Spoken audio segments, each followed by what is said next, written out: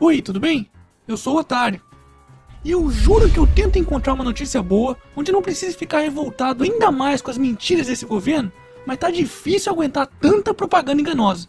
Foram inúmeras as mentiras e promessas feitas antes das eleições. Os juros não iriam subir, mas não apenas subiu como os banqueiros estão sorrindo de orelha a orelha, o dólar não iria subir, subiu pra caralho, a inflação estaria controlada, atingiu o teto da meta do Banco Central em praticamente todos os meses do ano, o país iria crescer, só se for crescimento negativo, né? Não haveria tarifaço, as tarifas já estão aumentando em mais de 30%, não iriam colocar o Armínio Fraga no Ministério da Fazenda, mas acabaram colocando o Joaquim Levy, que é muito pior, obviamente que do ponto de vista dos petralhas. Enfim, tudo isso é uma pequena amostra das mentiras e enganações que aconteceram no final de 2014. E uma das últimas mentiras do governo está relacionada aos direitos trabalhistas.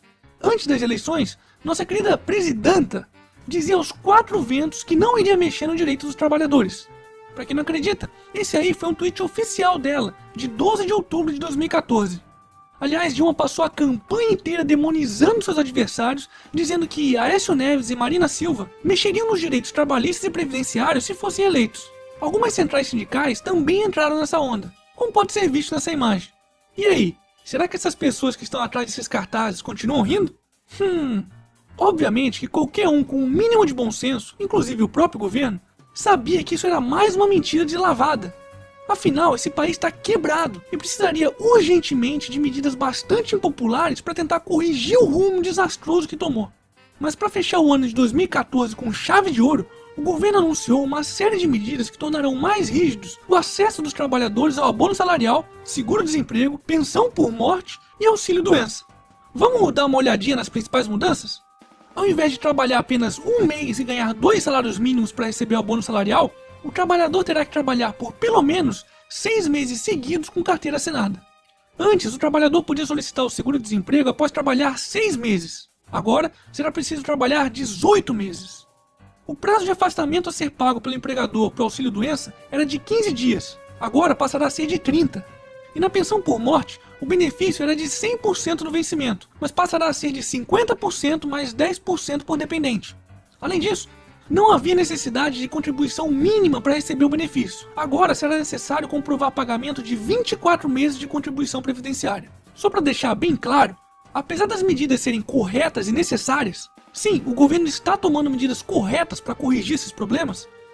O discurso anterior às eleições era exatamente o oposto. E é aí que mora o problema. Porque prometer uma coisa e fazer outra é mentira, é desonestidade, é propaganda enganosa. O que dizer para os 55,7 milhões de eleitores que acreditaram que iria acontecer uma coisa e depois das eleições aconteceu exatamente o contrário? Se bem que alguns desses eleitores adoram ser enganados, né? Com essas medidas, o governo espera economizar cerca de 18 bilhões de reais.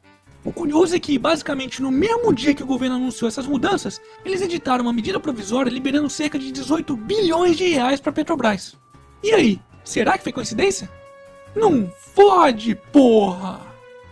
Pra piorar, nossos queridos parlamentares se autopromoveram, e todos eles ganharão um rechonchudo aumento em suas contas bancárias, onde os seus salários passarão de cerca de 27 mil reais para quase 34 mil reais mensais, o que impactará negativamente os cofres públicos em cerca de 3,8 bilhões de reais.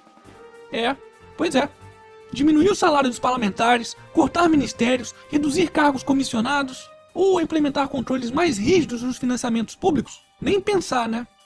Mas para meter a mão no bolso do trabalhador, não pensam duas vezes. Feliz 2015!